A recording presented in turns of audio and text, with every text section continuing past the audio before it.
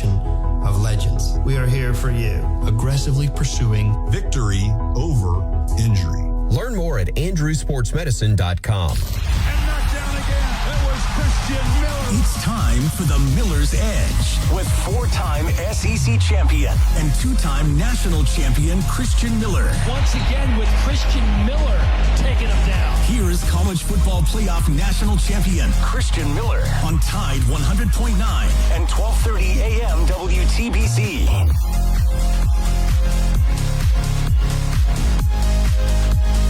And welcome into this free-for-all Friday edition of the Miller's Edge. Tide 100.9, 12:30.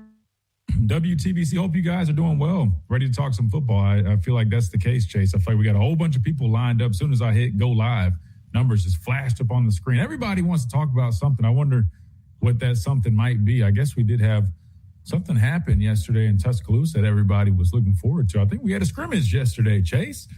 Yeah, we did. We had the first scrimmage of fall camp over in Bryant-Denny Stadium, Saban Field at Bryant-Denny Stadium. That is Pastor Payne, first and foremost. Let me say this. Thank you to the Pastor Payne for holding it down yesterday. Without him, we wouldn't have been able to go and check out the scrimmage. So he was very kind to offer his time, which he technically is a co-host on the show. I guess I just forget that because he's kind of in and out. But he held it down yesterday, and I tried to listen the best that I could, but the service is not great in the stadium, so I couldn't really catch most of it. But I heard some bits and pieces. It sounded like from, at least I was reading some of the chats, people enjoyed it. So shout out to the Pastor Payne holding it down. But talking about being in Bryant-Denny Stadium for that scrimmage yesterday, Chase, listen, first and foremost, it was hot.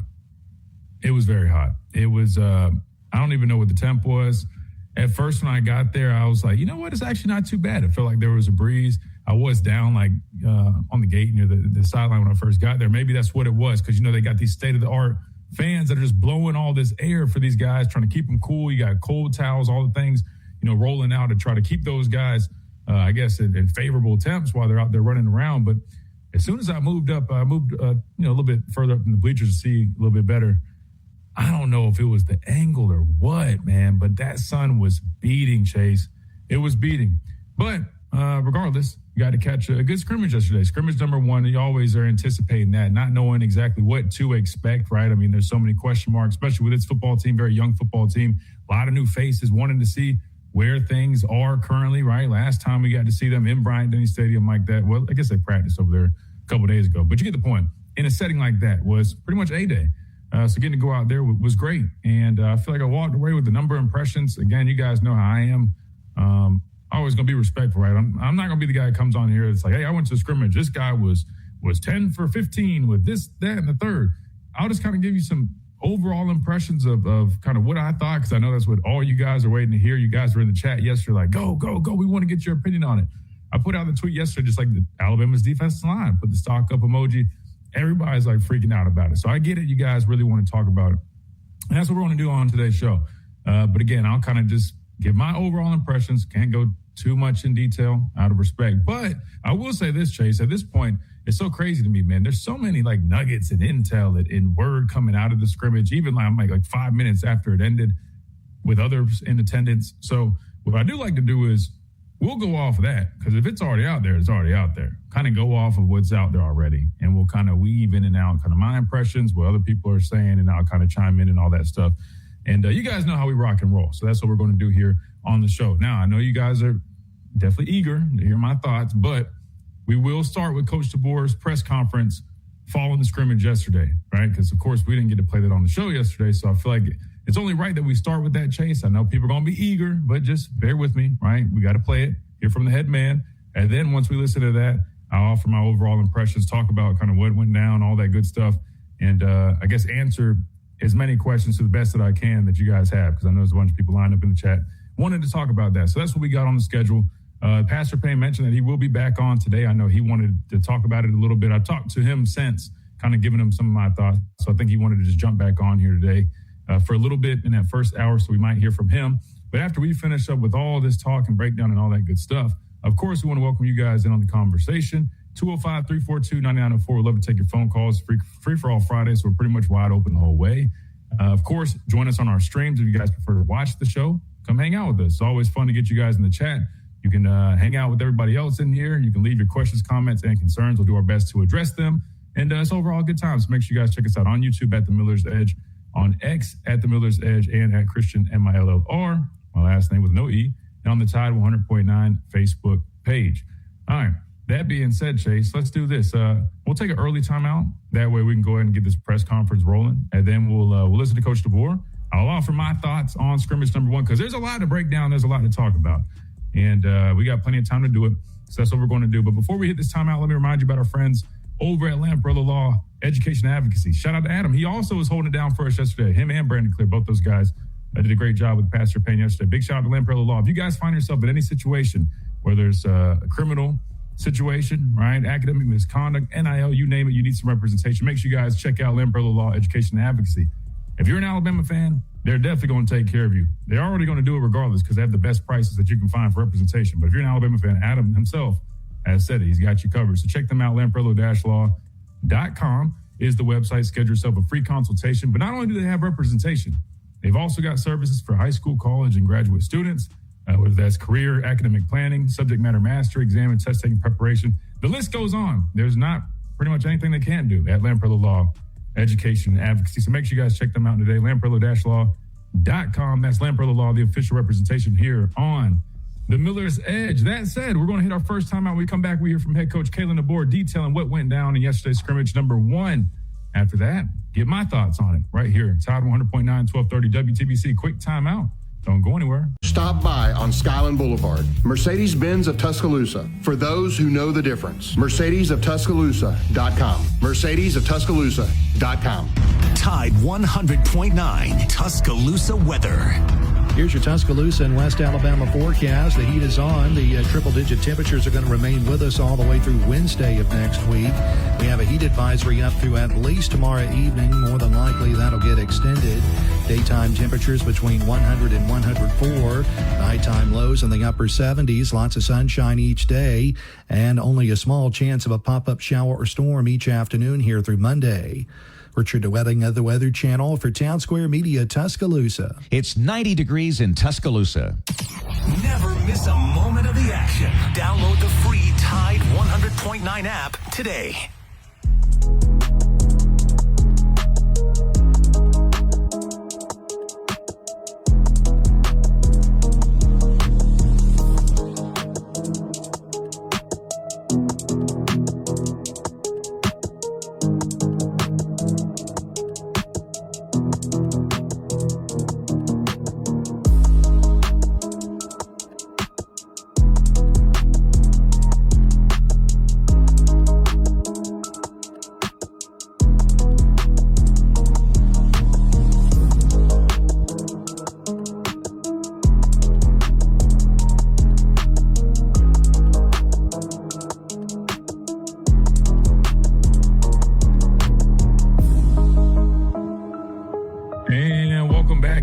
Free-for-all Friday edition, if I can get that out, Chase, right here on the Miller's Edge, Tide 100.9, 1230 WTBC. We're talking scrimmage number 1. We're about to break it down. First, we got to hear from the head man. Head coach Kalen DeBoer did address the media in a press conference following yesterday's scrimmage. Now, it is a little lengthy, so, I mean, maybe we will kind of skip through it a little bit if we have to. But I just wanted to get this out the way. And it's not lengthy. I guess it's probably about 12 minutes or so. But I wanted to get to this because I feel like it's important to recap this. Some people might not have heard it yet. So we're going to listen to this first. And then once we get through this, I'm going to offer all my thoughts from yesterday's scrimmage in Bryant-Denny Stadium. So without further ado, let's go ahead and get rolling so we get to it. Let's go ahead and hear from head coach Kalen DeBoer, who addressed the media yesterday following scrimmage number 1. And let's hear what he had to say. Okay, Coach, we'll go ahead and have you with the opening statement. Yeah, you bet. Good to get out there, get in the stadium, have scrimmage, try to make it game-like as possible. Just a lot of new faces that need to, make sure that feels like that's our home place and home turf. And so even wearing game jerseys today, we didn't get a chance to wear those in the spring, just outside factors. But it was good to get the guys a lot of reps. Defense did a nice job coming out, setting the tone. Could execute a little bit better offensively, but led to a couple of takeaways. And that's always great to see because they were advantageous. You guys making plays. Love to see that. And then the offense did a nice job of just slowly responding, coming back, and as the scrimmage went on, became very balanced. So just great learning moments. We always want to take that from any practice, but a scrimmage is about as game-like as we're going to get. So a lot to learn from, and I know our guys are going to keep working. So. Thanks, Coach. Start with Charlie on the far right. Kind of a two-parter. Just what did you see from the running backs, and do you have an update on A.K. Deere and E.J. Crowell? E.J. did not scrimmage today. He'll be out for a few practices here. He won't miss any games down the road. So he did not practice today. A.K. did suffer an injury. He actually was having a nice scrimmage, scored a touchdown. We'll evaluate him and figure out what the severity of that. So that was unfortunate because he was having a real nice scrimmage there with the touches he got. And so that's kind of the status on those two. Let's go to Katie on the far left. How did Austin and Keelan perform in the scrimmage today, and maybe what impact did it have on the battle between those two? As the scrimmage went on, they both got better. Both had their moments early where they could have executed better. They could use some help from some guys once in a while. They're not going to be perfect all the time. Operationally, I just think, again, it's them running the show, but everyone doing their part. And so the slow start probably really wasn't about one player, one's position group, but both of them really, as the scrimmage went along, got in their rhythm. And so the challenge to them now will just be starting faster every single time we have these game-like scrimmages and practices coming out and setting the tone themselves. Back to the far right, Chase. Did anybody besides AK get banged up? And also, if you could touch on how the offensive line looked. Yeah, no one other than just normal football stuff, injury-wise today, other than AK. And I thought, our defensive line does a nice job, the way that they play physically, and there's moments where there's just matchups every single program in the country is going to have an issue with. And so there are times where that pops up. I thought, pass protection, this has been a really good week. You can see every practice, they're understanding their assignments. They're working together. The communication is there. Run game wise, I feel like it improved as well. There's some plays early where it's really not their fault. It might look like it, but it's not. And, today's scrimmage, that's just something we got to clean up again, getting numbers right and things like that. So it's been a steady improvement. That's what we expect, and that's what we got to have. So I like the direction it's going.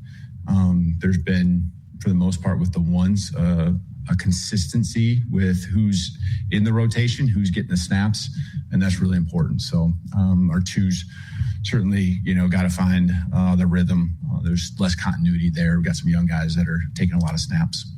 Go a bit on the back to Alex. Two-parter. Do you feel closer to making a decision at quarterback? And then can you just tell me about the development play of Javen James? Yep. I don't feel closer with the quarterback answer. And with Javen, days like today are huge for him.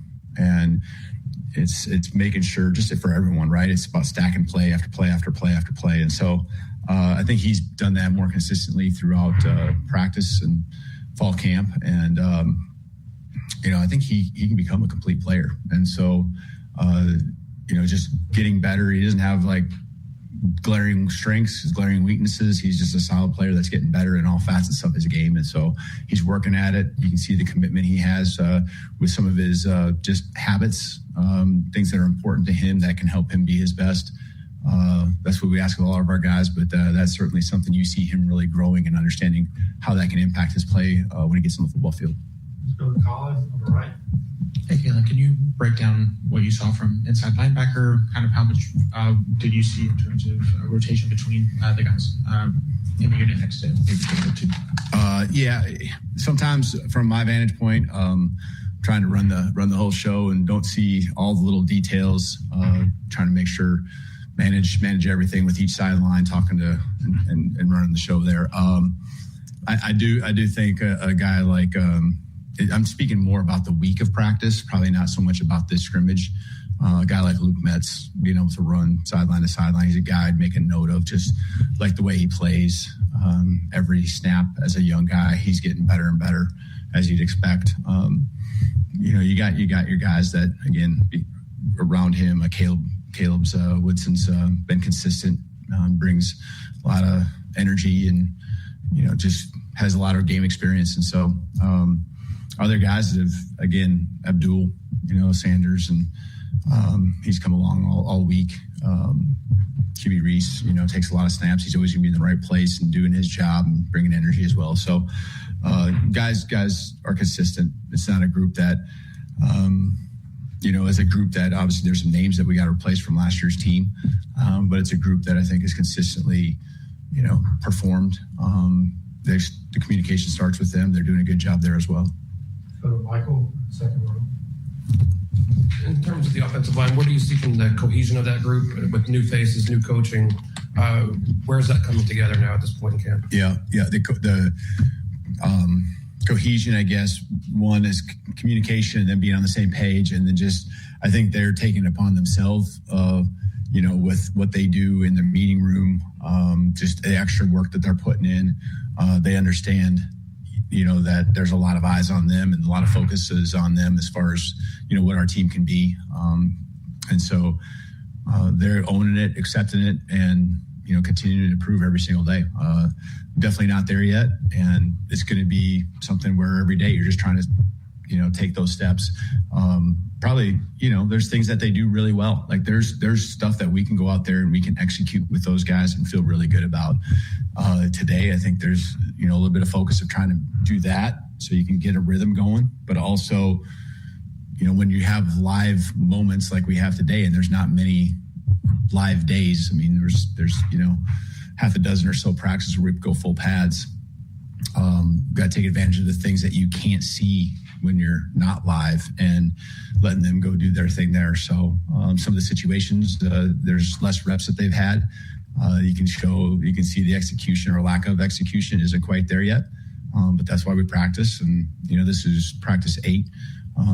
It's going to go fast, but so there's urgency level, but these guys are putting the pedal down every single day, working on becoming one. And again, there's been a lot of consistency with who's in the rotation, especially with the ones, and that's been important for our progress. Emily Grace, back left. Coach, what were your points of emphasis for both the offense and the defense heading into today's scrimmage? Discipline and detail. Just discipline, and some of the things that we had more penalties today. They were the penalties when you have a full officiating crew that are really good to have called, like guys going downfield just a little bit too soon, so it's illegal men downfield. And what you really saw on both sides of the ball is those penalties hurting that, the momentum. Defense might have the offense in a unfavorable down a distance and have some type of penalty that you don't get called every day in practice where you don't have a full SEC crew. Maybe they're not seeing everything. And so that was actually good. I consider that a positive. That I'd rather learn those things now and go through those moments in a scrimmage like this. It's frustrating for each side of the ball to have those called. But, we did a good job learning from that a year ago and becoming really the least penalized team in the conference. And so that's certainly been a focus. I've not taken that for granted again, that that you got to work at it. You got to be intentional and conscious of making sure that doesn't happen. Last 2 questions. We'll start with Coach and finish. Yeah, was there a position group that maybe stood out most to you? I don't know. There was times, we had a couple tip balls, so the DBs did a nice job making a play because they were picking it up right up off the ground. And those plays aren't always made. It wasn't just gimmies. I thought there were some good plays where we yards after catch. I thought the running backs were chewing up some yards there and got better as the scrimmage went along. So I think our D line's just been really consistent. And I don't want to take that for granted, so I should mention that. I have an expectation for them, and I think that they've done a nice job. So I thought the tight ends, as the scrimmage went along, got better. So again, guys, in every snap that we take, it matters, especially with the younger guys across the board on our football team. Last question will be from Matt Miller. Besides EJ and obviously Noah Rogers, did anybody totally sit out today? Guys that sat out, Lots of years missed a couple practices and did not scrimmage today, and he'll just be out for a few more practices, I would expect, and don't expect him to miss any games or anything like that. So he did not practice today. So there you have it. That was head coach Kalen DeBoer addressing the media in his press conference following scrimmage number 1 that was held in Bryant-Denny Stadium yesterday. That said, we got to hit a timeout. We come back. Now it's time to give our thoughts on scrimmage number 1. Offer you guys some intel, some nuggets on what went down, what we got to see, and what we think needs to happen going from here. We'll talk about that. Nature Made, the #1 pharmacist-recommended vitamin and supplement brand. These statements have not been evaluated by the Food and Drug Administration. These products are not intended to diagnose, treat, cure, or prevent any disease. Hey, it's Christian Miller, and I wanted to tell you about our friends over at Lamparello Law, Education and Advocacy. Founded by attorney and Professor Adam Lamparello, helping students at every level with mentoring, exam prep, applications, and career planning. Adam also represents students, faculty, and athletes in academic misconduct, First Amendment, NIL, and criminal defense cases. Known for real care and relentless advocacy. For at ZipRecruiter.com/free. That's ZipRecruiter.com/free. ZipRecruiter.com/free. ZipRecruiter. Stay up to date with the Crimson Tide. Local high school sports and Bama in the pros right here on Tide 100.9.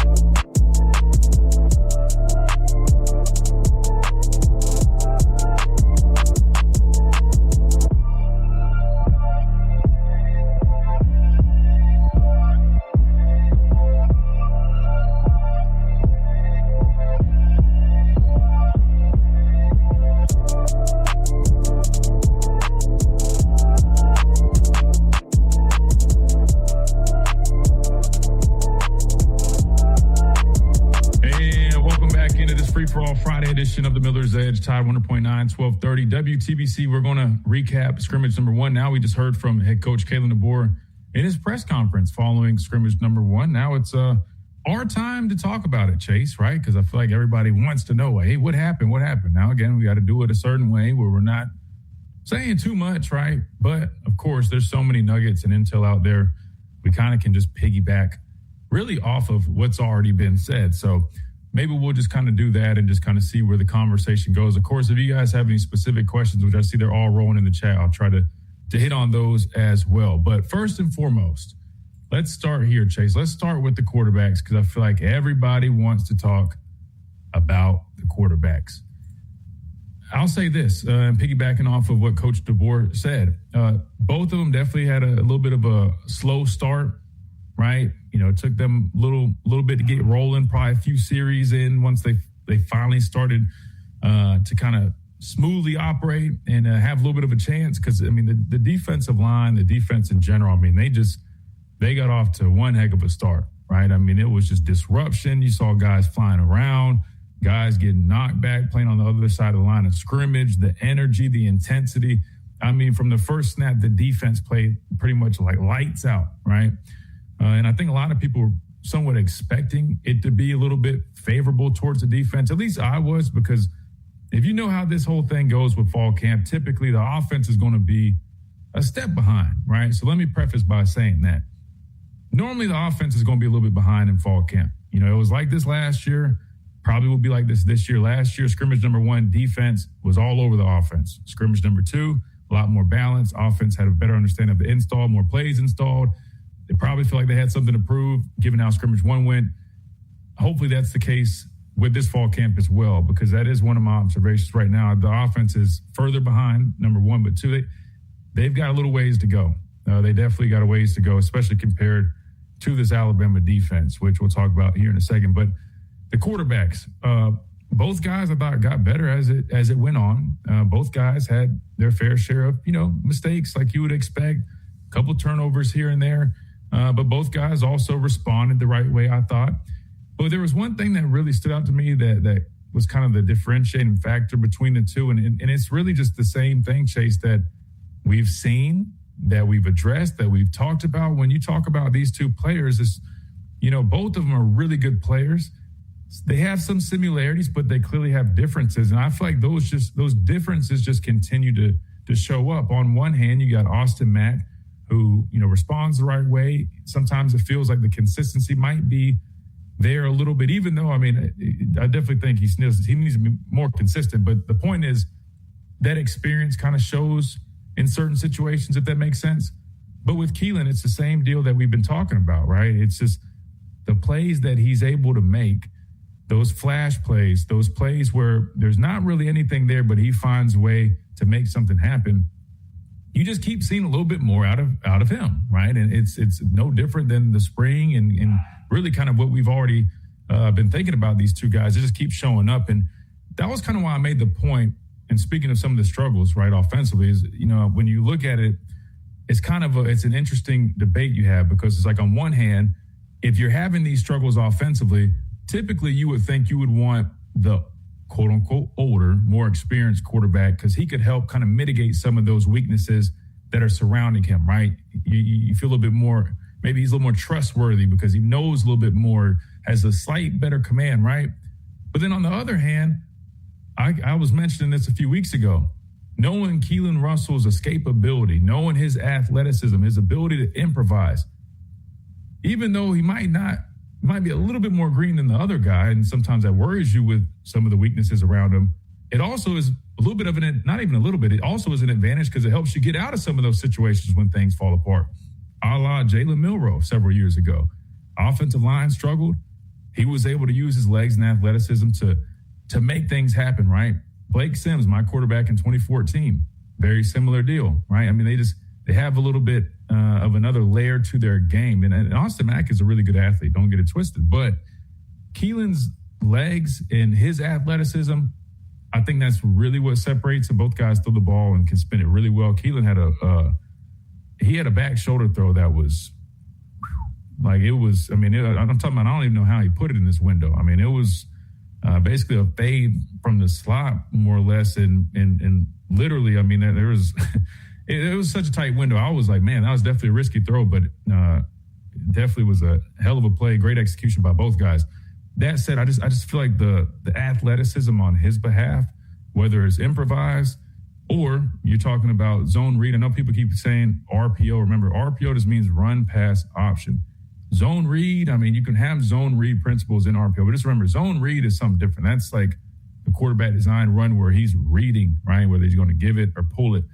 I think people keep mixing that up. RPO can literally be, hey, we're either going to just hand this ball off with a duo run concept, or I'm going to pull it and I got whatever route concepts the receivers are running. So there are some RPOs, don't get it twisted, but I think people are referring to like zone read stuff, which, he excels at that because of the athleticism. So between those two guys, I'll be honest, I understand why Coach DeBoer feels that he's not much closer to making a decision, because I'll be honest, I think it's still way too early.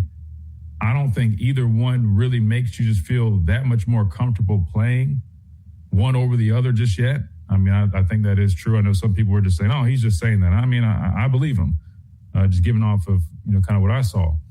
But I will say, the more I've been saying this for a year now about Keelan Russell. There's just something different about him. And then when things need to happen and you need to play, he naturally is going to be able to make a few more plays. That's just the best way I could put it. He's the way he can roll out. He's just comfortable, escaping the pocket, throwing on the run, flicking it. I mean, like the more you guys get to see the guy play, I think you'll understand kind of. It's like, when you watch like Pat Mahomes and some of these guys, that they're just, there's a difference when you watch him and you see the backup go in there. They just have something to them. That's kind of what I feel like when I watch Keelan Russell. So definitely I think they both got better throughout the course of the day, which is really good, right? You always want to see how your guys respond to adversity. They definitely faced a lot of adversity early on, the first few series, ton of adversity, but they responded the right way. Which is really good. So, I mean, I agree with Coach DeBoer. Hard to really say one is truly separating, but like part of me is saying like I feel like Keelan is slightly separating himself, but not enough to where you're going to just go ahead and name a starter. So that would be my assessment on the quarterbacks. Of course, you got the offensive line, another big one that everybody wants to talk about. They've got a ways to go, right? I mean, it's going to be honest. They got a ways to go. Now, you do have to take into consideration they're going against a very good defensive line, or at least a defensive line that we believe can be extremely, extremely good this upcoming season, right? We'll have a definitive once the season gets started, but just from what I've seen, the flashes, I mean, just the added size, mass, and length. I mean, these guys are explosive, right? They're disruptive. I mean, they're a handful. So, I mean, you got to consider that when you look at this offensive line. But even then, I mean, just watching the group. I'll just be honest, man. I had people trying to talk me out of what my own eyes saw, right, when we were, hitting the portal, and I was just being honest. I'm like, I didn't think we really brought in, more talented players. I just was honest with you guys. I watched the tape, but I didn't really think that. Now, I'm not saying my evals are always perfect. I'll be honest. I think Tompkins and Green are much better than I initially, gave them credit for watching their tape. But, with this offensive line, I think they just have, a little bit ways to go. I don't think it's time to hit the panic button. I know some people are kind of feeling that way too soon to do that because, again, it's just scrimmage number one. Offense is going to be behind naturally. Coach DeBoer talked about it, throughout the week. Pass pro has been solid, but there's just things they got to clean up. They just have to be better. And hopefully that comes with over the course of the next few weeks. But I would say right now they definitely have a ways to go. And if anybody was hoping that, you'd hear from scrimmage one that you just see this immediate fix. And that's why I kept telling people that were telling me, hey, man, we made a coaching change. We got new guys. There's no way it's worse. I mean, I never say never, number one. And even though I expected to be a little bit better, that's why I've been telling you guys. I expected to be hopefully even slightly better, but I can't sit here and say I'm confident that it's going to be this huge change in year one. Even with Adrian Clement, me and my dad were just talking very highly of him and his ability to develop these guys and coach them up. But it takes time, man, especially at a position like offensive line. So right now, I would say, I mean, it's still early to really, I said the jury's still out there, but they've got a ways to go. That would be the best way I could put it. Sticking with the offense real quick, running backs. I know we had the injury to AKD. Everybody's wondering kind of what the deal is there. Again, we don't have any updates here for you guys. I'm sure they're going to be very patient before they provide anything. Didn't look great, just to be honest, but we'll have to see. You just have to let them do their evals and figure out where they're at. I hate any type of injury, especially when it comes to a guy who's been really flashing and having a great camp. I mean, again, any injury sucks, but then you look at AKD. I mean, he was just having a really a solid day yesterday, and then even just camp in general really has taken some really nice steps going into year number 2 for him. So hate that he went down. Hopefully we get some, positive news relatively once those come back. But another guy that really stood out to me, man, Trayshawn Brown. Now, again, he continues to get more opportunities because of Crowell. Crowell was out. He just had his workout clothes on. So he did not participate. It's not like he got hurt. He was a non-participant.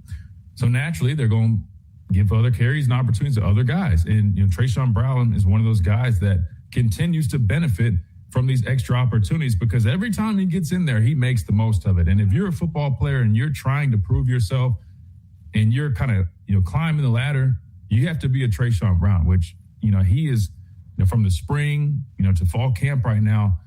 I mean, there's no denying it. The guy is a very impressive player. I'll put these highlights that they posted on our YouTube stream, and you'll see there's multiple plays where the guy, he's making guys miss. He's breaking tackles. He runs hard, has good vision.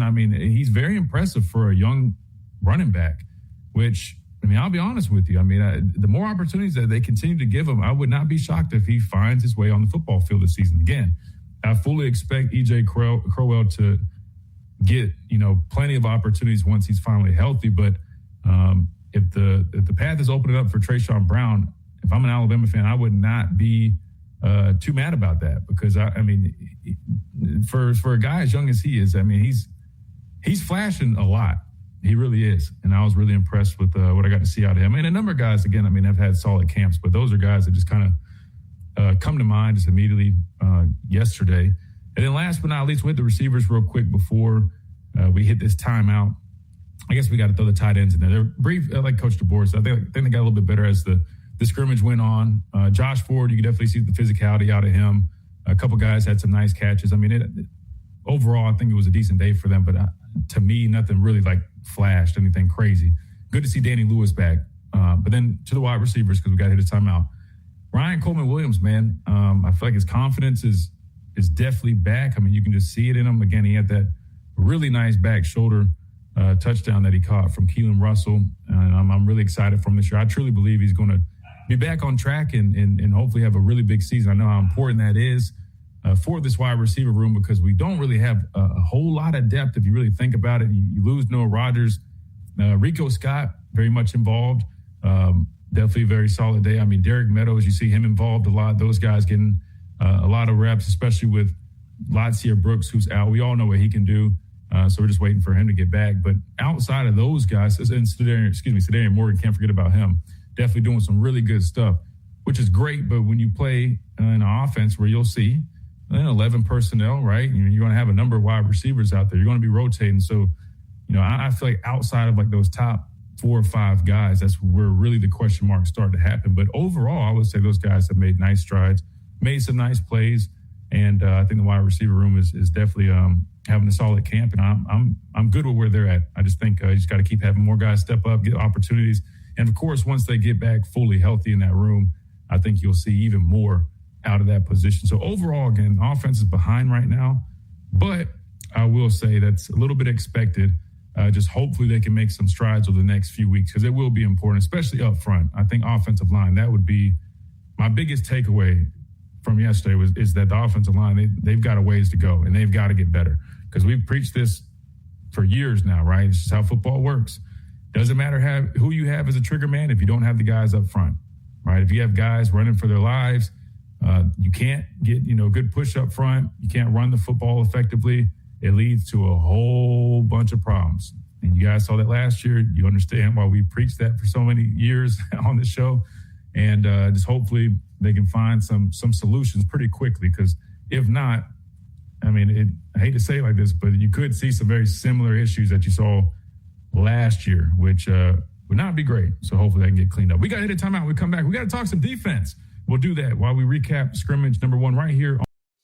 What if your bed felt like a luxury beachside resort every single night? That's Care Aloha. Care Aloha bamboo sheets and bedding are designed for incredible softness. In fact, Oprah Daily says Care Aloha sheets are like slumbering at a luxe beachside resort. And Good Morning America calls them softer and cooler than cotton. If better sleep is calling your name, start with Care Aloha bamboo sheets. Sleep cooler, softer, and better with Care Aloha. Go now to carealoha.com. That's CARILOHA.com and try Care Aloha bamboo sheets with free shipping over $100 and a 100-night trial. The Gator XUV, built for every kind of workday. Learn more at johndeere.com/Gator XUV. Nothing runs like a deer. Hey, it's Christian Miller, and I wanted to tell you about our friends over at Lamparello Law, Education and Advocacy. Founded by attorney and Professor Adam Lamparello, helping students at every level with mentoring, exam prep, applications, and career planning. Adam also represents students, faculty, and athletes in academic misconduct, First Amendment, NIL, and criminal defense cases. Known for real care and relentless advocacy. For guidance you can trust, call 201-317-5115 or visit lamparello-law.com. That's Lamparello Law, Education, and Advocacy. Proud partner. Coming up on The Game with Ryan Fowler. Coming up on the Friday edition of the game, we're going to continue talking about Alabama Crimson Tide training camp, more inside information around scrimmage number 1 on the campus of the University of Alabama. We'll do that with Brent Beard. We'll have a chance to also visit with Dave Bartu. We'll talk some college football matrix with him as we look ahead to the upcoming season on a free-for-all Friday edition of the game presented by Brian Harden Construction on Tide 100.9 1230 WTBC, your home of Alabama Crimson Tide Sports. The longest-running sports talk show in Tuscaloosa. The Game with Ryan Fowler. Weekday. Ladder slip, broken hip, that rock climb where you lost your grip. To learn more about Jernavix, ask your doctor. Call 1-833-589-PAIN or visit Jernavix.com. Tide 100.9 Tuscaloosa weather. Here's your Tuscaloosa and West Alabama forecast. The heat is on. The triple-digit temperatures are going to remain with us all the way through Wednesday of next week. We have a heat advisory up through at least tomorrow evening. More than likely, that'll get extended. Daytime temperatures between 100 and 104. Nighttime lows in the upper 70s. Lots of sunshine each day. And only a small chance of a pop-up shower or storm each afternoon here through Monday. Richard DeWetting of the Weather Channel for Town Square Media, Tuscaloosa. It's 94 degrees in Tuscaloosa. 24/7, 365. We've got all your coverage of the Crimson Tide On Tide 100.9 and 1230 AM WTBC.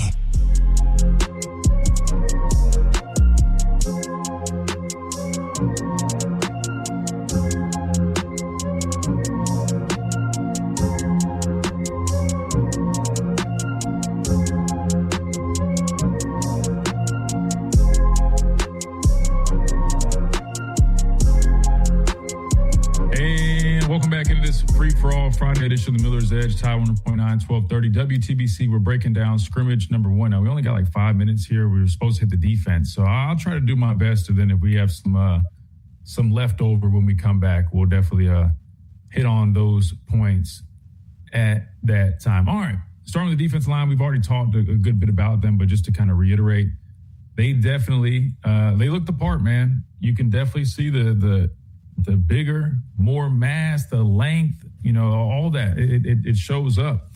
And that was one thing I was curious about, right? Because it's one thing to look the part, right, when you're getting off the bus, on paper, all those things, but it's another to actually play like it. I know a lot of big dudes that don't play like it, right? We all know people like that.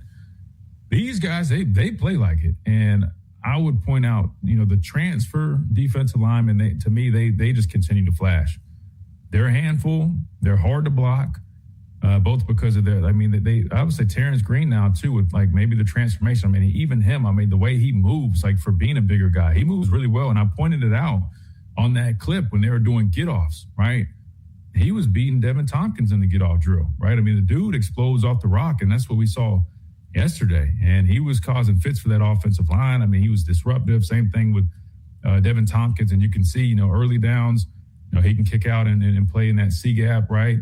He can slide in and, at 300 pounds, but having good athleticism, he can pretty much play all across the defensive line. And then, of course, and we talked about this during the spring, or at least I mentioned it. I don't think many people are talking about this, but me, I'm going to look for it. When they get into these multiple fronts and changing personnel around, they're continuing to work in those 3-4 looks, right, that I talked about during the spring. And I love that, right? Because now you're talking about a physical front. Picture this. You got Yonze Pierre at outside backer. You got Justin Hill at outside backer. Then at strong side end, you got Devin Tompkins. At nose, you got a guy like Green, who we just talked about. Both those guys, very strong, physical, disruptive players. Then you got guys like Bingley Jones or London Simmons.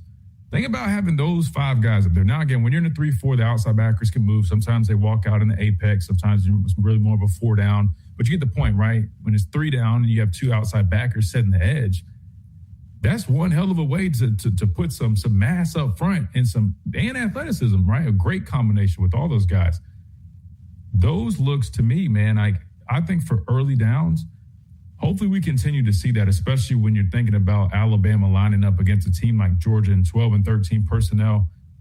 I think our ability to stop the run is going to be much better. We'll probably be much more effective and efficient with it, given that we have that ability. Like, to me, I was really impressed with just the personnel we could throw out there. I'm like, wow, that's a good group. And, of course, pass rush, we're always, keeping an eye on that. I think they're taking some nice strides with pass rush, right? I still think there's still more you can kind of, work on and get better. Again, it's just scrimmage number one. But overall was definitely very impressed with Alabama's defensive line. Moving back to the linebackers, Caleb Woodson, he flies around. He's physical. He's a big guy, but he moves so well, man. He's rangy. And shout out to Luke Metz and even QB Reese. Those guys both having solid days. You can see why the staff is really high on them. And not just them, even the other young guy, I'm forgetting his name, but, he was getting some opportunities as well. You can just tell that the inside linebacker group, they're really benefiting from all the competition in the room. And I think it's making everybody better. It's elevating everybody's game. But I really was pleased seeing them fly around, put hats on hats, playing downhill. And you could tell the bigger guys up front, the guys that were demanding more up front, were allowing those linebackers. We just talked about this. I think we responded to Kane Womack. It was allowing those guys to be a little bit more free to really fly around, get downhill. So I think that defensive line is really benefiting that linebacker group, a group that there's a lot of question marks about. But I'm starting to feel a lot better about the new faces in that room. Again, nobody said they didn't have talent. It's just we didn't really know much about them. And the more we get to see them, I walk away, a little bit more confident, knowing, hey, this linebacker group, I think they can be solid, right? They're definitely doing their part for sure. I can definitely say that. And I think they feed off the other guys around them, including the secondary, who had a really solid day. Really did a nice job on those receivers. Again, I don't think that's really a surprise there. Got to see some guys work in there. Chuck McDonald getting some looks for sure. I definitely keep an eye out for a guy like that. I will say Bray Hubbard, of course, you already know what you're getting out of him, but he's so impressive. He's a really good football player, and he makes his defense so much better. Then last but not least, speaking on the secondary, because I know we got to hit this top of the hour break, got to see what Kane Womack was talking about, a little bit more press, which I love to see, playing some man, getting hands on guys on the line of scrimmage. And I think that added element to this defense is going to make them that much better of a unit. So overall, defense had a very strong showing. I thought they did a really nice job. And I'm excited to see their growth and development over the next few weeks. So that was my scrimmage one recap. Now, of course, we got to hit this top of the hour break. But we still got a whole another hour to go. So if you guys got some questions, we can talk about it. We'd love to get y'all's thoughts, 205-342-9904. We'll keep talking about scrimmage number one, kind of what needs to happen from here, get more thoughts, get y'all's thoughts, all that coming up right here when we come back on the Miller's Edge, Tide 100.9, 1230 WTBC. Quick timeout. Don't go anywhere. I'll be right back. WTBC Tuscaloosa and W265CG Tuscaloosa, a Town Square media station. Tide 100.9 and streaming on the Tide 100.9 app. From the Fox Sports Studios in Los Angeles, here's Brianna Murrow. Fernando Mendoza tried to make some noise in his debut as a Raider. Fernando looking left across the middle. Caught. Touchdown. Jack Besh. Fernando Mendoza. A rifle to Jack Besh. And the Raiders score 6. Touchdown. Las Vegas Raiders. Raider Nation Radio on the call. Mendoza finished 10 of 16, 97 yards, and that touchdown you just heard. The Cardinals did end up beating the Raiders 27-14, though. Cardinals running back Jeremiah Love had 11 carries and 58 yards in the win. The Colts and Patriots ended in a tie at 13 apiece. Chargers took down the Texans 27-7, and Drew Aller had 153 yards and 3 total touchdowns as the Steelers took down the Packers 28-9. Dodgers blew a 4-2 lead, losing to the Brewers 5-4. Hey, it's Christian Miller, and I wanted to tell you about our friends over at Lamparello Law, Education and Advocacy. Founded by attorney and Professor Adam Lamparello, helping students at every level with mentoring, exam prep, applications, and career planning. Adam also represents students, faculty, and athletes in academic misconduct, First Amendment, NIL, and criminal defense cases. Known for real care and relentless advocacy. For guidance you can trust, call 201-317-5115 or visit lamparello-law.com. That's Lamparello Law, Education, and Advocacy. What does it mean to advertise and do your marketing with Town Square Media Tuscaloosa? Melissa started her business in 2014. What would you say to someone considering Town Square Media Tuscaloosa? My experience with Town Square Media has been awesome, and I would definitely recommend it to anyone. I think that this is the first time in my marketing experience that I've been able to see my return on investment. I would definitely say in the past that has not been the case. In this, I like knowing that that's 100%. A lot of the marketing we've done has been radio. You guys have so much more to offer than that, whether it's, websites from targeted marketing to radio. You are kind of a one-stop shop, and it makes doing marketing so much easier. So I would definitely recommend it. For more info on marketing with Town Square Media Tuscaloosa, call 205-345-7200 or click on Advertise with Us on our website. Coming up on The Game with Ryan Fowler. Coming up on the Friday edition of The Game, we're going to continue talking about Alabama Crimson Tide training camp, more inside information around scrimmage number 1 on the campus of the University of Alabama. We'll do that with Brent Beard. We'll have a chance to also visit with Dave Bartu. We'll talk some college football matrix with him as we look ahead to the upcoming season on a free-for-all Friday edition of The Game presented by Brian Harden Construction on Tide 100.9, 1230 WTBC, your home of Alabama Crimson Tide Sports. The longest running sports talk show in Tuscaloosa. The Game with Ryan Fowler. Weekdays from 2 to 6 p.m. on Tide 100.9 and 1230 a.m. WTBC.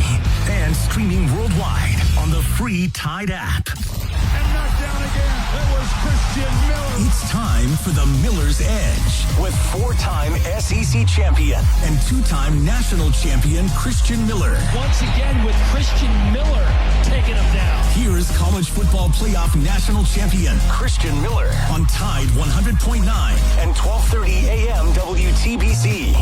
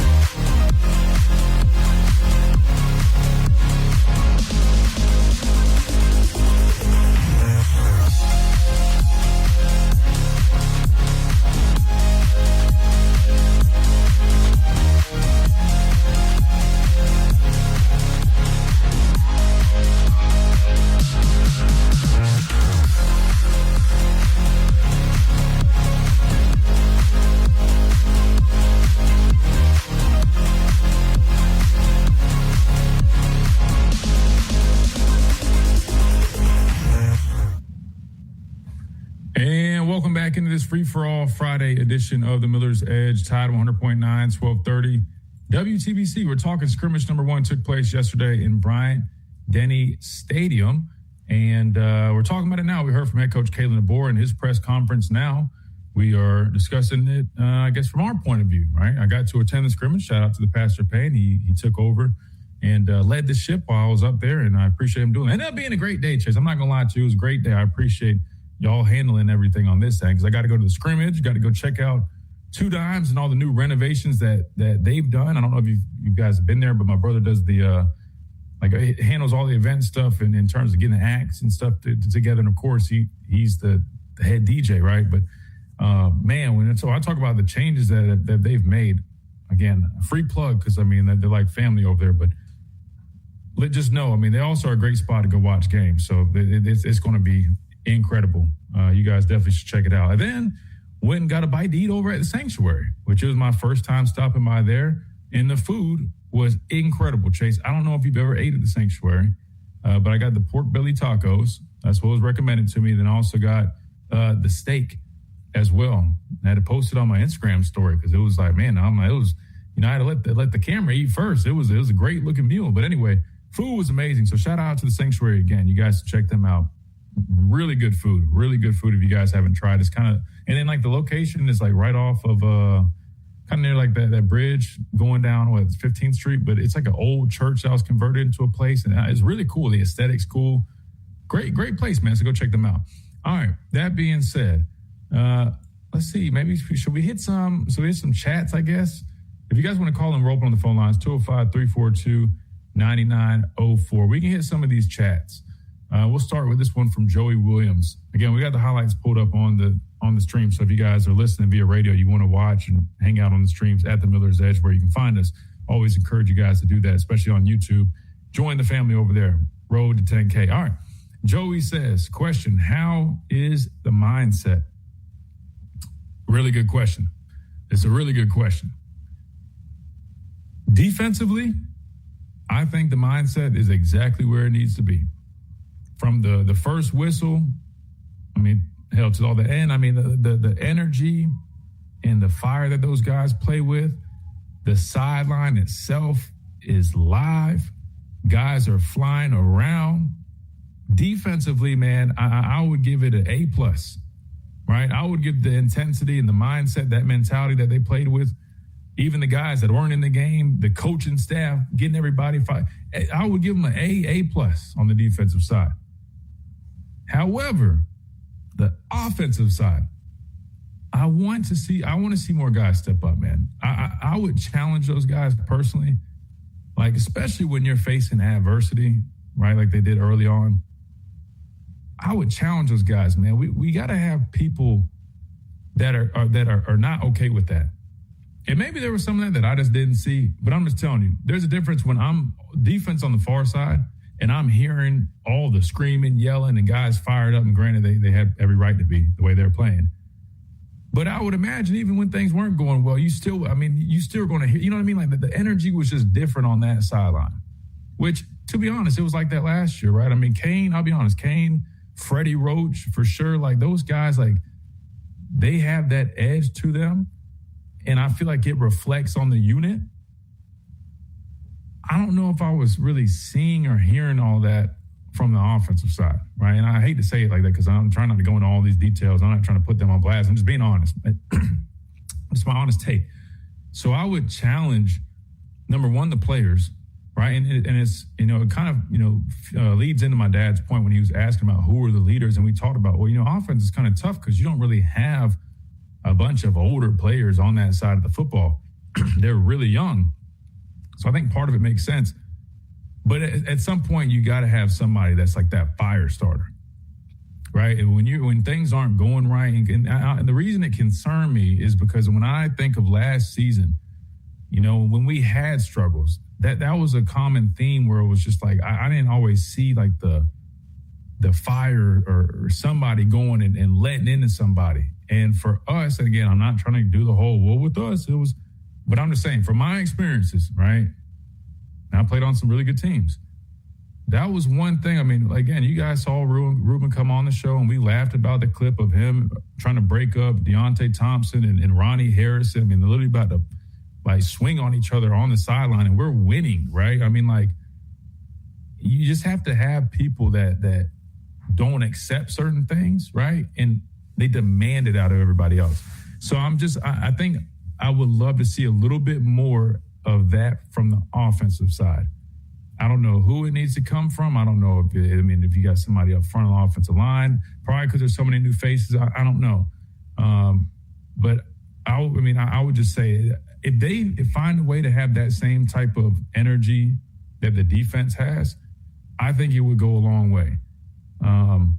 So that's how I would grade that. So I definitely think, and it got better as it went on. And I think Austin Mack and some of these guys started stepping up, but at least early on, maybe I should say it like that. I would have liked to see it a little bit earlier. I think eventually somebody finally was like, all right, we got to do something, right? Because literally early on in the scrimmage, it was very one-sided.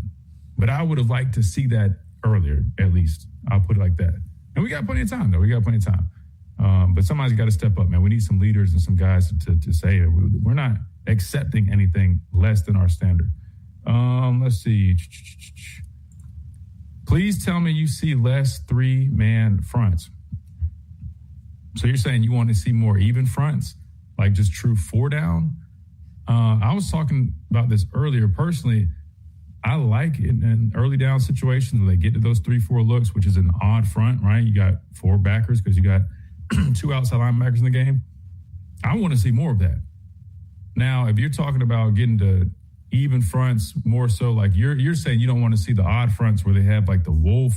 They're in more of a true nickel and they have the wolf kind of hovering, and it's that type of like odd front or 3-man front like you're describing. That's one thing. I'm with you on that one. But if you're saying like a traditional 3-4 looking defense, I want to see more of that early down situation personally. So I like having, multiples. I like having different personnel groups, which they have the ability to do that. They have a lot of depth up front. They have a lot of depth really overall on defense that allows them to get to different personnel groups. And if they want to go bigger bodies, they can do that. We've heard Edric Hill getting reps at Bandit. Of course, you got Tompkins, who's 300 pounds at Bandit, but they allow you to have so much more versatility, which ultimately allows you to defend so many different looks. So personally, I want to see a little bit of both, right? I like odd fronts in certain situations. I definitely like even fronts in certain situations. You also got to remember that dictates run fits, gap responsibility. A lot of these things come into play, right? So there's a time and time and reason for a lot of this stuff. So, but maybe you're talking about something specifically. Maybe you're talking about like the nickel one. Yeah, you said the 3-3-5.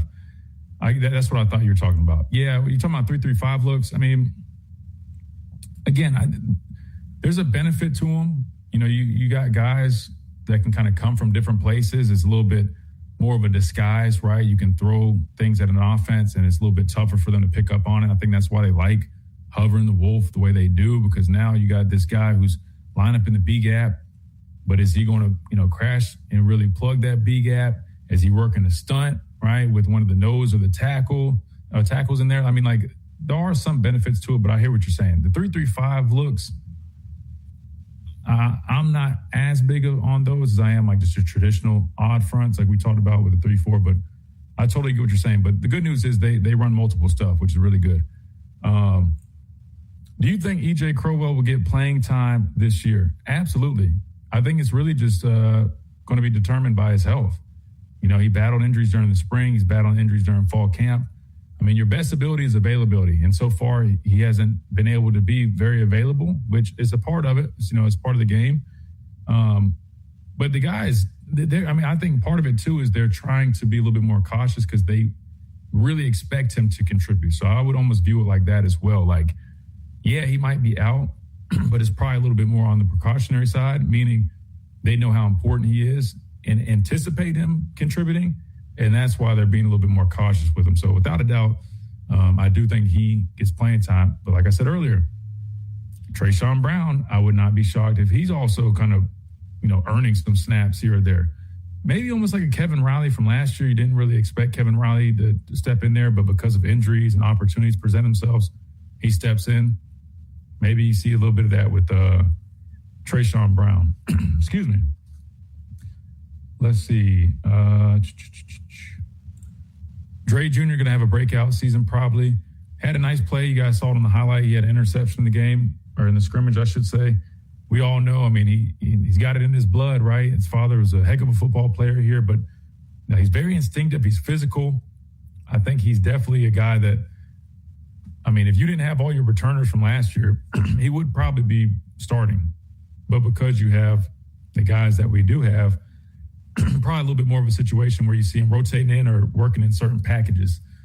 So that said, depending on what your definition of a breakout season would be, right? If you're not receiving full-time starter type reps, it's hard for me to consider a guy as like a breakout candidate. But if you mean like with the opportunities he's given and him stepping up and making plays, yeah, I'm with you. I think he's definitely going to contribute and have some type of impact, whatever the workload that he does get. Burke asks, have we addressed anything further known about AKD or I joined late? Yeah, no worries, man. No, we don't have any new updates on that. As soon as I hear something, if I'm able to communicate that, I would be glad to. But definitely didn't look great. Just hearing Coach DeBoer even talk about, hey, this got to be evaluated. I think you're hoping it's probably not as bad as it could be, but just knowing, how these things go, you kind of are holding your breath a little bit. But I will say, and he was having a great camp and a very solid day yesterday. So it's very unfortunate. But I think if E.J. Crowell can remain healthy, which that's a little bit up for debate given how his first few months have gone.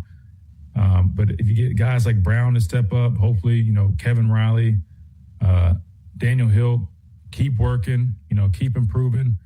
I mean, say you did lose a guy like AK Deer, I don't think it's like, and I don't mean to say like, oh, it's not the end of the world, but you get the point. Like, I don't think it's like, oh man, the season's over, now we're not going to make the playoffs, because you do have a high number of guys in that room already competing. He was definitely one of the ones standing out the most. But I feel like some of these younger guys could help kind of pick up the slack, if that is the case, which we don't know. I'll definitely, I guess, let you guys know if we do hear something.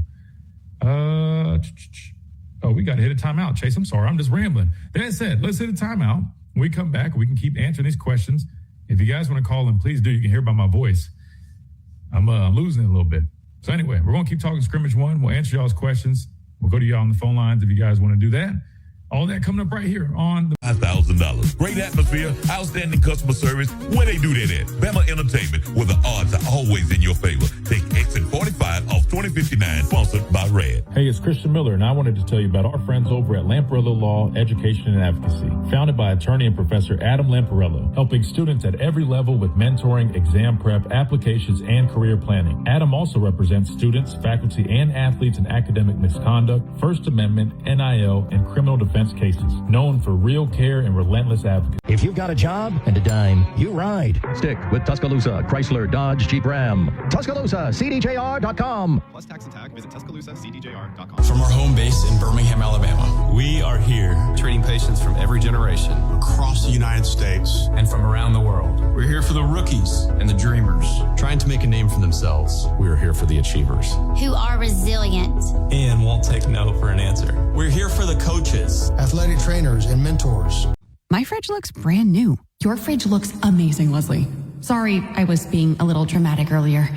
Your kitchen says a lot about you. Let it brag with Wyman. What does it mean to advertise and do your marketing with Town Square Media Tuscaloosa? Melissa started her business in 2014. What would you say to someone considering Town Square Media Tuscaloosa? My experience with Town Square Media has been awesome, and I would definitely recommend it to anyone.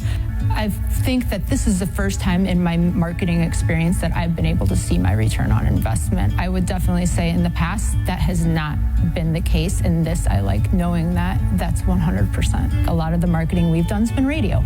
You guys have so much more to offer than that, whether it's, websites, from targeted marketing to radio. You are kind of a one-stop shop, and it makes doing marketing so much easier. So I would definitely recommend it. For more info on marketing with Town Square Media Tuscaloosa, call 205-345-7200 or click on Advertise with Us on our website. Tide 100.9 Tuscaloosa weather. Here's your Tuscaloosa and West Alabama forecast. The heat is on. The triple-digit temperatures are going to remain with us all the way through Wednesday of next week. We have a heat advisory up through at least tomorrow evening. More than likely, that'll get extended. Daytime temperatures between 100 and 104. Nighttime lows in the upper 70s. Lots of sunshine each day, and only a small chance of a pop-up shower or storm each afternoon here through Monday. Richard DeWetting of the Weather Channel for Town Square Media Tuscaloosa. It's 95 degrees in Tuscaloosa. Roll Tide all the time. This is Tide 100.9 and 12:30 a.m. WTBC, the home of Alabama Crimson Tide sports.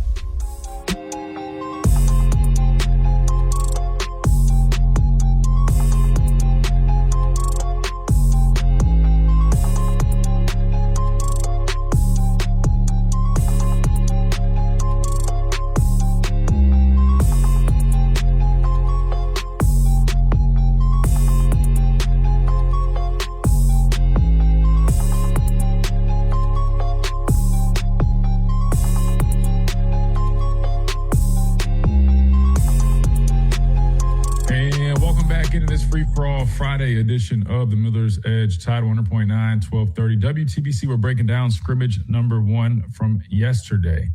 Golly, Chase, I mean, don't everybody wants to leave me sitting here talking. I know everybody just wants to hear my opinion. I'm like, dang, I gave it to you about almost an hour, man. Let me rest my voice. I thought the Pastor Payne was going to jump on here. Chase, I don't know, man. Well, we got to thug it out, man. I'm trying to think. We got all these questions. I'm going to keep answering these questions. I'm like, we got to have some type of audio, right? I don't even know if they had. Did they have media today? Let's do this. Let me see if I didn't see anybody post anything. All right, we're gonna keep answering y'all's questions, man. We got you guys covered. All right, let's see. Here we go. We got one from Kenny Wayne. He says, I've seen different places say that the D-line was calling out some of the plays yesterday and was just that dominant on top of that. Do you think that could have led to some of the offensive line struggles? You're saying like the defensive line was like calling things out, kind of just already knew what was going to happen, and that's why they were a step ahead. I mean, that always allows you to play much quicker and much faster when you know, number one, what you're doing, than when you have cues and keys to anticipate what the offense is doing. I mean, I'm sure there's probably a little bit of that at times, but I'm going off of, I saw physicality from the group. I guess you play with more confidence when you know stuff, but you get the point. Like that to me is like physicality is physicality, whether you know what's coming or whether you don't. Linebackers flying around, right? I mean, with the bigger guys up front, not just bigger, but those guys doing a nice job demanding that attention from the offensive line, right? I mean, like, they're trying to work their deuce blocks. Defensive line doing a really nice job, eating it up. Backers being able to play fast, get downhill. I mean, whether they knew plays or not, I mean, the defense is doing their thing. I'm not mad at it. Now, again, you always have to make sure you reel things back in, because scrimmage one is just that. It is scrimmage one. Defense and offense aren't always going to be on the same pace. Typically, offense is behind a little bit. So, we're acknowledging all these nuggets again. Mostly, everything I've talked about is all public. Just to be clear, we're just piggybacking off of that and what Coach DeBoer said. Even if I was there. But I would wait until scrimmage number 2. If I'm you guys and I'm hearing all this information, I know you guys want to get every little bit of it. I get it. I know you guys are, I understand. But before you start jumping to like, oh man, we're going to be this, whether it's good or bad, I would wait until at least scrimmage number 2 to start forming things, definitively, right? Because I'm telling you, there will be a lot of change from scrimmage 1 to scrimmage 2. I promise you, from an install perspective, from a comfortability and confidence perspective, guys getting new opportunities perspective, right? I mean, like, there's going to be a lot. So I would just keep that in mind. But, there's no denying it. The defense is definitely further ahead than the offense. No doubt about that. What do you think about Woodson? I think he's a great football player. I really do. I think he was a really nice addition out of the portal.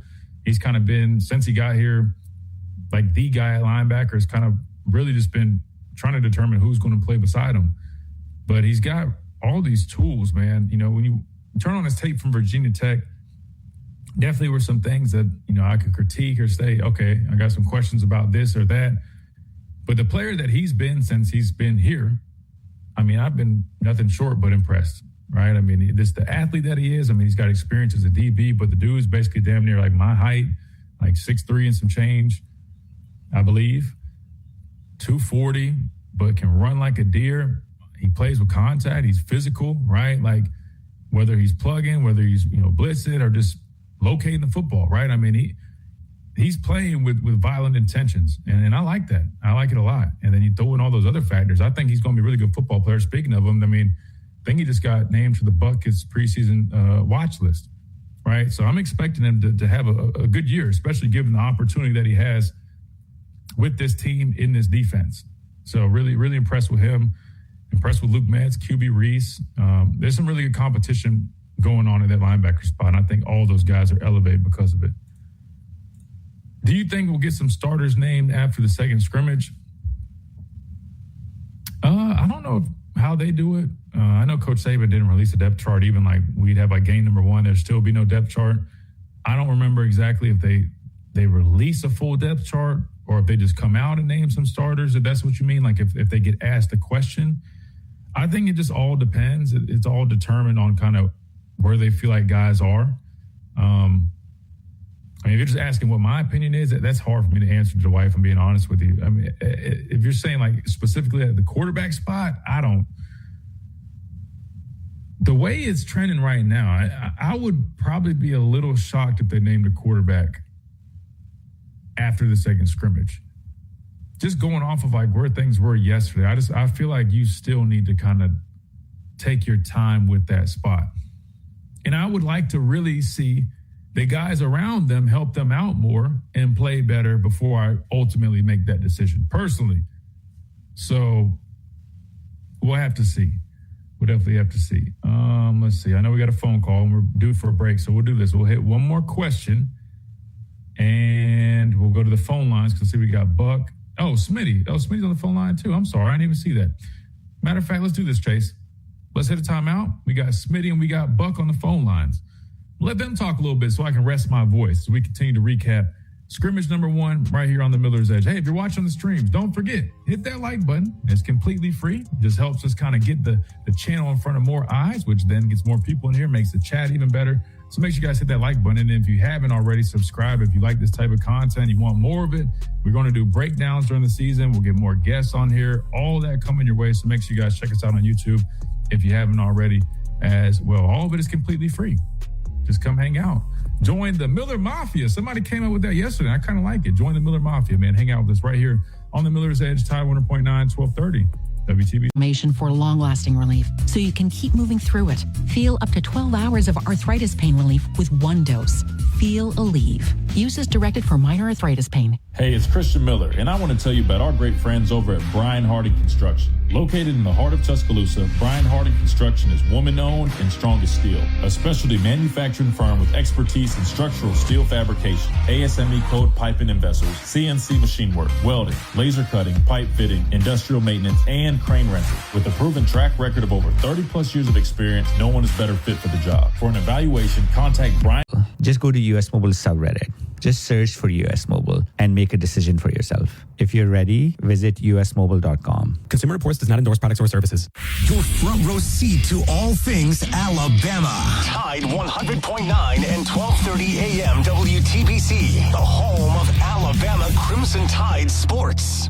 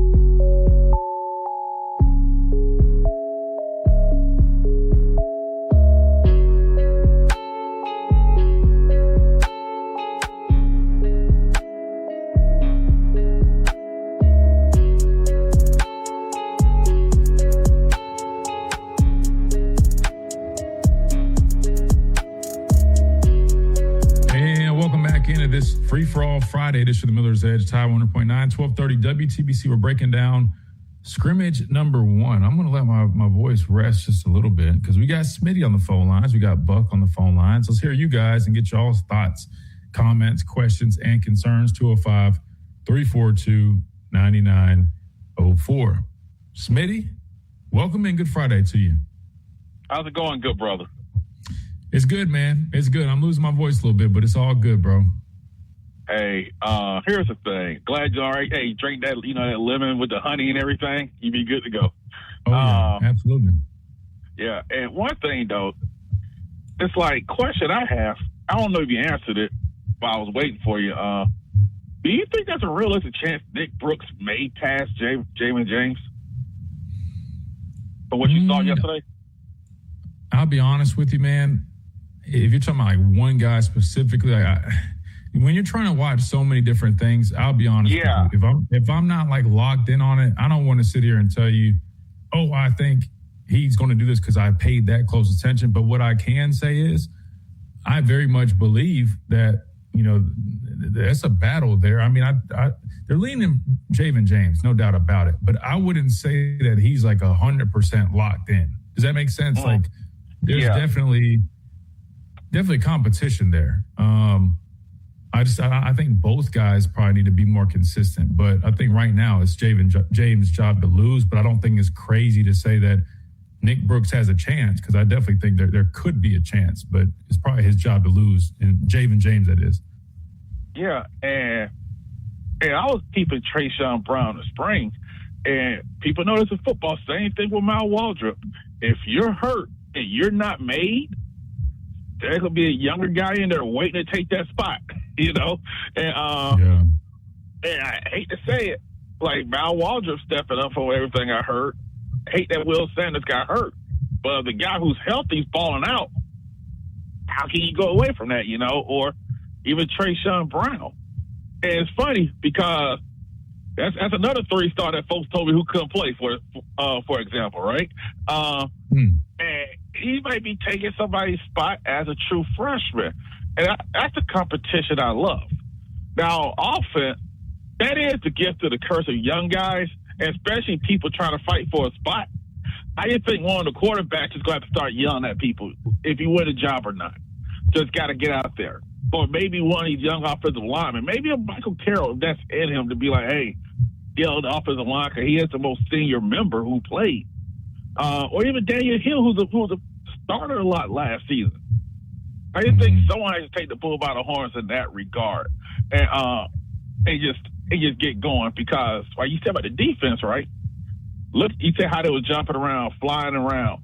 And I'm like, okay, there you go. But you saw some of the coaches they brought in also who bring that out of players as well. And from what I heard, like I said, I don't have those sources like you and access like you, you know. But I like what I heard about the defense. And my thing has always been, these are all still very young men, and a lot of them make development get better. Because you remember that SC defense was horribly coached. And Devin Tompkins, he's hungry. This is a money year. Terrence Green, you know, I've been high on him the whole time. I'm like, hey, because I remember I was telling you, when Tim Keenan got hurt, they had no depth at nose in the middle. And now you got a couple of guys who can plug that. And if the offense has to take its lumps early, Christian, let me have a good defense while that works itself out. Because nothing's worse than having a bad defense, man. That is a miserable life. We can live with an average offense, but a bad defense, that is miserable, man. Well, I think the defense is going to be plenty good enough. I mean, really, realistically, they haven't been perfect over the last couple of seasons, but they've been a very good unit for the most part, outside of some inconsistency stopping the run, needing to be better on third down, needing to have better pass rush. But overall, I mean, they've been a solid unit. I mean, I would say good enough to definitely be a contender. And I see that being a very similar case this upcoming season. Again, I want to be clear, too, as good as the defensive line look, I mean, I want to see that in action against, again, we're talking about an offensive line that still is working, that is still a work in progress. I think our defensive line is still going to look good when they go against a more experienced, more talented offensive line, but they're not going to win nearly as much. How do they respond to that? You see what I'm saying? So I want to still see some of that, but overall, I think the defense, I think that's probably the least of y'all's worries, right? I think Alabama's fans should sleep okay at night knowing the defense is probably going to be at least kind of what it's been over the last couple of seasons. Even if there might be some moments here and there, they've played good enough for the most part to win you some football games. In fact, they did win us some football games when our offense was struggling. That to me is just the biggest. It just feels like there's a lot of similar things that we saw last year that still are a work in progress. And it's just my biggest question is, you know, you expect it to take time, but how much time and what is the true, you know, ceiling for those solutions, at least this year? We're still kind of waiting on that answer. Progress. Because you need progress. Here's the thing. If you need a comp for the Alabama new young offensive line, look at Georgia last year. They had a young offensive line, a lot of new starters. They took their lumps early. But they don't have a fan base who's trying to run the media, not you media, but some of the other media try to run the coach off every 5 minutes. So, hey, they had the time, they had the leeway to be patient, and those guys grow. They became a pretty good offensive line. That's what people got, like you've been preaching this, people got to understand, it takes time for offensive line to gel. That's one reason why Indiana offense, everybody loved Glaze and Cignetti, but their offensive line was together. Some of those great Alabama offensive lines were together. We're in the portal age, a lot of these guys aren't together like that. And that is the main thing. This is why I want them to play 5 and roll with it. because you got to build that togetherness and that continuity where it's like you know what your guy going to do. And I think that you just have to get that time. But one thing I want to say about Keelan also, you were talking about getting out of the pocket. Everybody talking, no, it's not even playing like Milroe. Because I always yell at Milroe's son, you don't have to be a pocket passer. Use what God gave you, son. I give the comp to Bryce Young. Because people forget, because they whitewash a lot of things. He was running a lot. And I remember Coach Saban always said repeatedly, we must play better around Bryce Young. Bryce Young was so good at, because sometimes your quarterback has to make your offensive line look good too.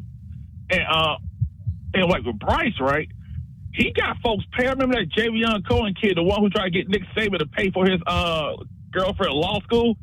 And what happened, they talking about he didn't give up a sack, but he showed tape. Bryce kept moving out the way, avoiding sacks, so it made him look good. And I think when people worry about, scared about experience, C.J. Carr was a first-time starter last year. Not everybody loves him. Dante Moore took his lumps at UCLA. Now people think he may be the number one pick.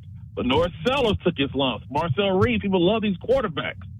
But they had to start sometime, and you got to take your lumps, because sitting and reading the playbook is great, but at the same time, there's nothing like getting out there and saying, okay, I can't throw this ball here because this guy's faster than the playbook said it. Because you know that playing when you play. Like, certain things may look good when you read the playbook, but when you get out there, oh, I can't do that. This guy's faster and stronger than I thought.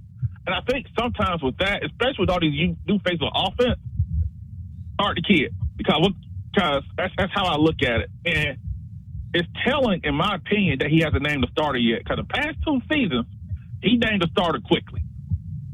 Well, Jalen Milroe was a returning starter, so that's one. Yeah. So he didn't play around with that. But last year, you're right, Ty didn't have any true starting experience, and he was in a quarterback battle, and he was named relatively quickly. But I'll say the difference there was, so Keelan was obviously very young last season. It really was Austin Magny at Ty Simpson. And I would say with Ty, he just, even though Austin had a little bit more time in their specific system, with Ty, at least, like with his maturity as an older guy in college, he had practiced a whole bunch of football. He played some snaps as well. The point at which he was at last year, you just saw the offense moved well when he was in there. Then it wasn't bad with Mac either, but Mac was more inconsistent than Ty. Ty just was more polished at this point in time. Right now, it's like, Austin Mack is slightly more polished in the sense where you can tell, like, he kind of knows where to go with the ball, those things. He's quick, you know what I mean? Like, it makes sense because the added experience. But then you look at Keelan, and it's just like, man, like, that's going to come. That he's going to catch up a little bit more in that aspect. But then you also have the bonus of, man, like the legs that he has. And one thing you mentioned, like Milroe, the biggest difference when I look at those guys is, when Keelan's running and scrambling and moving outside the pocket, his eyes are staying down the field. He's looking, right? He's scanning the field, and that's why you see him make these plays, because if he needs to take off, he's got plenty of athleticism to do that. But he's also going to scan and try to find his targets first and foremost, and it just leads to just plays that probably weren't going to be made unless you had a guy in there. And not just that, then he's got the ability to go with it to actually execute, right? Like you saw it play on that highlight there, like just – when he's running and throwing across his body, just flicking his wrist. I mean, I don't know, man. Something's a little bit different about him. That's all I can say. I'll say this before I run. Thanks for taking my call. Hope everyone has a good weekend. Ty Simpson sat for multiple years, and he still had to take his lumps those first game or two because it's nothing beat playing. And I think that's right there, because sometimes the kid can get better with more experience. But at the end of the day, the only way you get it is by playing. And like, whoever's the quarterback, I'll roll with him. But if this guy is better and you see that he can improve later on the season, you might have to roll with him, because if he can make things happen when things go wrong, and things will go wrong in football. But hey, you guys have a good one, and thanks for taking my call, brother. Oh, always, brother. Have a great weekend too, Smitty. I appreciate you, my guy. All right, good stuff, man. Let's hit this timeout. We come back. We got Buck on the phone lines, and we start wrapping up our Scrimmage One Intel Free-for-All Friday edition right here on the Miller's Edge. We got a boatload of people hanging out, watching across all our platforms. Appreciate you guys. Chance to score up to $2,500 cash. Drop on in and find your big win at Pearl River Resorts. Must be 21 or older to play. Hey, it's Christian Miller, and I wanted to tell you about our friends over at Lamparello Law, Education and Advocacy. Founded by attorney and Professor Adam Lamparello, helping students at every level with mentoring, exam prep, applications, and career planning. Adam also represents students, faculty, and athletes in academic misconduct, First Amendment, NIL, and criminal defense cases. Known for real care and relentless advocacy. Or visit SkilledTradesOfWestAlabama.com to apply. Skilled Trades of West Alabama. Learn a trade, build a career. Must be 19 to 32 for day trade school. From our home base in Birmingham, Alabama, we are here treating patients from every generation across the United States and from around the world. We're here for the rookies and the dreamers, trying to make a name for themselves. We are here for the achievers, who are resilient and won't take no for an answer. We're here for the coaches, athletic trainers, and mentors. Tide, sold in stadium and at bars, restaurants, and stores near you. Must be 21. Please drink responsibly. What does it mean to advertise and do your marketing with Town Square Media Tuscaloosa? Melissa started her business in 2014. What would you say to someone considering Town Square Media Tuscaloosa? My experience with Town Square Media has been awesome, and I would definitely recommend it to anyone. I think that this is the first time in my marketing experience that I've been able to see my return on investment. I would definitely say in the past that has not been the case. In this, I like knowing that that's 100%. A lot of the marketing we've done has been radio. You guys have so much more to offer than that, whether it's, websites, from targeted marketing to radio. You are kind of a one-stop shop, and it makes doing marketing so much easier. So I would definitely recommend it. For more info on marketing with Town Square Media Tuscaloosa, call 205-345-7200 or click on Advertise with Us on our website. From kickoff to the final whistle, we've got you covered. Tide 100.9 and 12:30 a.m. WTBC.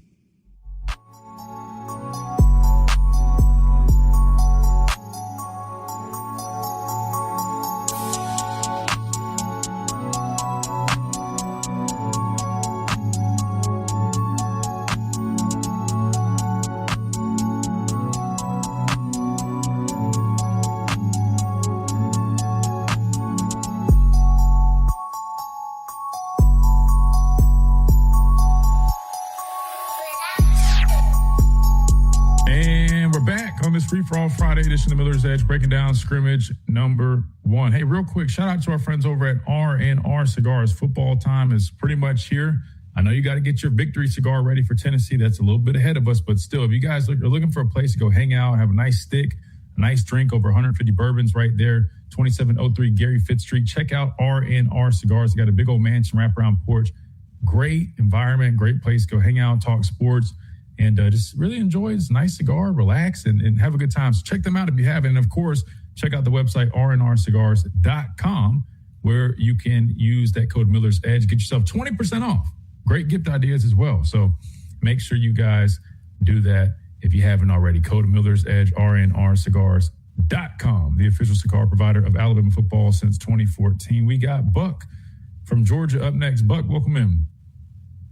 I call you every now and then, once a year, and this is it, Chris, and I'm sorry your voice is hurting you a little bit today. Maybe we can have an educated conversation about Alabama, and I got some comments and stuff from yesterday that I saw. I'm just not encouraged about the offense at all. Mm-hmm. And here's why. I won't say about why. I know we hired a new coach, but our problem, to me, is our philosophy. And you help me out with this a little bit. I was hoping to see Alabama line up some, not all the time, and have a power running game where the offensive line is pushing forward. Again, I see sidestepping, zone blocking, and no physicality from an offensive line philosophy. Different, because there was times we had the ones against twos yesterday, and the one offense didn't make a first down. Most of the plays that I saw were on scrambles and busted plays. And I see an offensive line that's squatting and never in there with their hand on the ground, and we're going to get the first down for 3 yards. We throw a screen. We run a little toss to the outside or a handoff to the outside.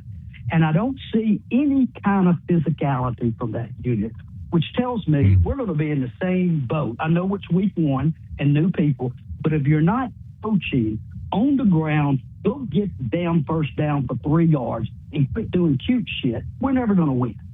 And that's what I see from this offensive line is a philosophy standpoint. When I watch 300-pound men squat and run the football instead of going straight ahead with the back and taking it. Do you see that? You know, and you probably can say a little bit more than I can, I just out of respect. But listen, okay. I definitely saw. I know. I'm just saying. You know, I saw the struggles that you're referring to, without a doubt. I'm assuming you were at the scrimmage. It sounds like, but yeah, no, I definitely saw a lot of those, and a lot of it was concerning. And that's why I tried to just kind of wrap it up in saying that offense, you know, has a ways to go, especially the offensive line. But in terms of the technical points that you mentioned, yeah, there are a number of things that I want to see get cleaned up. You know, I definitely want to see more push, more physicality. We don't coach it. We're not coaching straight ahead run. We coach zone blocking, sitting in a squat and trying to go forward. And why don't we just go get 3 yards with linemen? Yeah, well, they mix things up, Buck. So I mean, like, they'll run some gap scheme. They do definitely like to run a lot of zone scheme. They love pin and pull, right? So they run a number of things. But I'm with you when it comes to, hey, just trying to put a hat on the hat, get good push up front, and open up some lanes, let our running backs work a little bit. It seems like we still are clearly struggling with that, and I understand the frustrations, given that has been a major issue and a major concern. I share those with you. My biggest thing is I'm trying to just reserve a little bit of patience, just knowing it's scrimmage number one. I mean, I get what you're saying. I agree with you, but I just know that there can be a lot of progress from scrimmage 1 to scrimmage 2. So I'm trying to just hold out and wait a little bit. But yeah, I'll be honest with you. I do. That was one of my biggest concerns of the offseason. I just wasn't sure if I love the coaching change, but I wasn't too sure if we addressed all the personnel changes that we needed, at least the right way, or the way we needed to do so. And it's still a little early, but that definitely needs to get fixed, Buck. I agree with you, or else I feel like you could see a lot of similar issues that we saw last football season. And I don't think that's a good recipe when you're talking about a new quarterback that has not started before and a very young team overall, especially on the offense side of the ball. Well, you have no wide receivers. I mean, we can talk about Williams all we want, but he's only made one big play in his career. We have no wide receivers. Obviously, our running backs are hurt. We got a bad philosophy up front and a young quarterback. And everybody thinks this defense is so great, but this defense is going to be ranked in the middle of the pack of the SEC. I mean, you even look what's coming back in the conference. Georgia had the best defense. Oklahoma's better at defense. Texas, Oklahoma than Alabama's defense.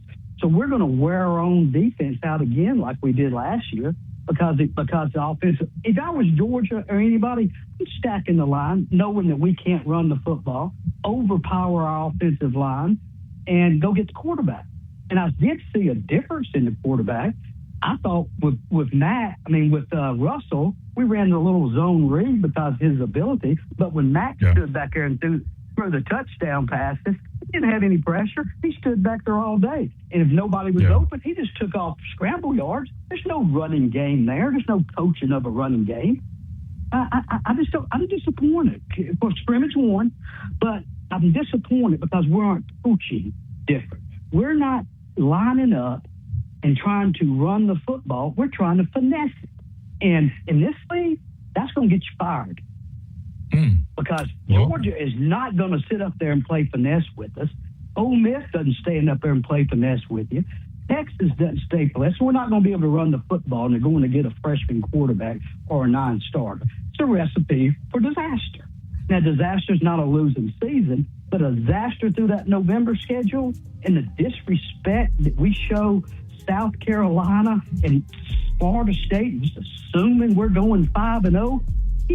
We've been so inconsistent against non-components that we were begging for something different. We're not getting any different. That man's not going to change what led him into coaching for one coach being hired. This is his philosophy, and he's going to win or die with it. And he doesn't like running the football.